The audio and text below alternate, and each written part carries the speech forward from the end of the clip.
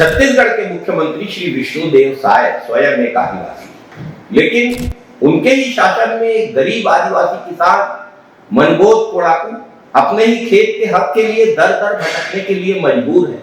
जब शासन प्रशासन कहीं से उसे न्याय की कोई उम्मीद नजर नहीं आई तो अंततः मजबूर होकर उसे आत्मदाह की चेतावनी देना पड़ा।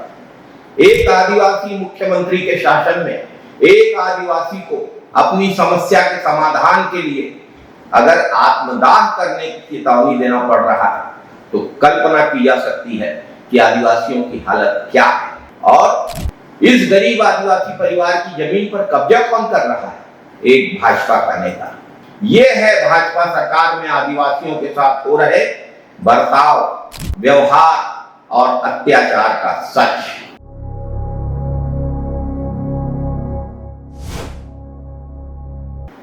नवंबर 2025 सुबह 10 बजे पिथौरा थाना क्षेत्र ग्राम टेका सुंदरगढ़ महासमुंद में मनबोध कोड़ाकू अपने परिवार के साथ खेत में धान काट रहा था। तभी एक भाजपा नेता वहां पहुंचा। भाजपा नेता ने किसान से कहा, ये जमीन हमारी है, तुम कौन हो धान काटने वाले? उसे जाति सूचक गालियां दी गई। मनबोध ने शिकायत की, लेकिन भाजपा की सरकार है, उल्टा उसको ही, गरीब किसान को, आदिवासी को फंसाया जा रहा है। भाजपा नेता ने मनबोध कोड़ाकू की कृषि भूमि पर जबरन विवाद खड़ा करके एक फर्जी शिकायतकर्ता के द्वारा एसडीएम पिथौरा में शिकायत करवाई गई। फर्जी शिकायतकर्ता न्यायालय में किसी प्रकार का दस्तावेज नहीं दे पाया।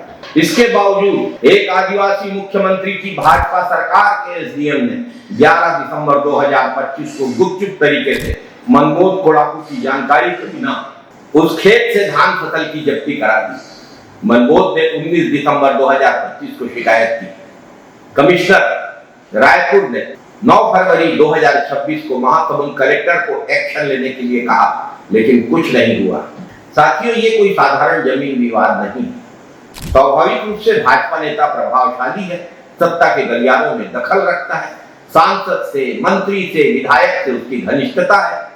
महासमुंद का कलेक्टर, महासमुंद का एसपी, महासमुंद का एसडीएम सब चुप है।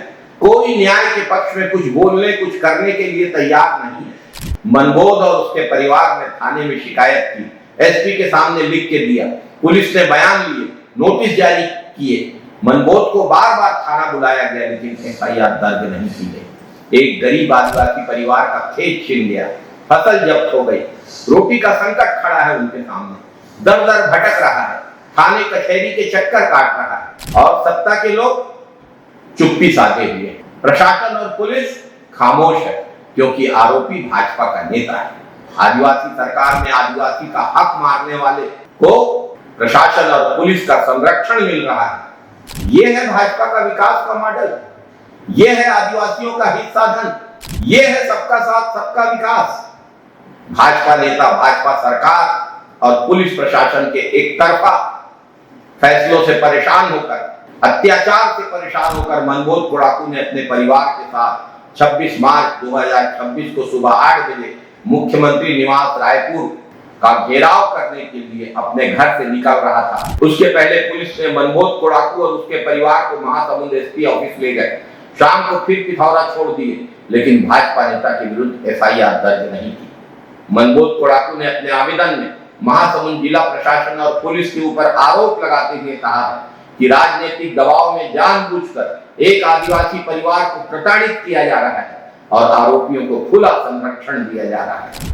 आज मुख्यमंत्री श्री विष्णुदेव साय स्वयं एक आदिवासी है और एक आदिवासी मुख्यमंत्री के शासन में, भाजपा की सरकार में, एक आदिवासी किसान अपनी जमीन के लिए आत्मदाह की चेतावनी दे रहा है। 6 मई 2026 तक का समय दिया है मनबोध ने। अगर उसको न्याय नहीं मिला तो 7 मई को वह मुख्यमंत्री निवास के सामने आत्मदाह करेगा, यह उसने चेतावनी दी है।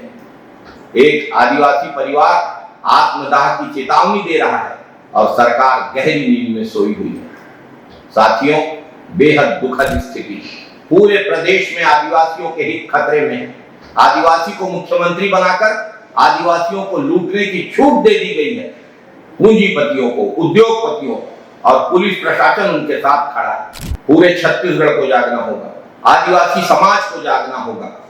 आदिवासी समाज को आपस में लड़ाने की कोशिशें हो रही हैं, धर्म के नाम पर, जाति के नाम पर। अगर एक गरीब किसान का खून चूस रहा है कोई भाजपा नेता सत्ता के संरक्षण में, तो यह बर्दाश्त करने योग्य बात नहीं है। दरअसल भाजपा के लिए आदिवासी समाज वोट बैंक के अलावा और कुछ नहीं है। भाजपा के लिए आदिवासी नेता भाजपा के शोकेस में सजी हुई आदिवासी काष्ठ शिल्प की मूर्ति मात्र है। भारतीय जनता पार्टी ने आदिवासियों को कहीं का नहीं छोड़ा है। इसके खिलाफ लड़ना होगा, संघर्ष करना होगा।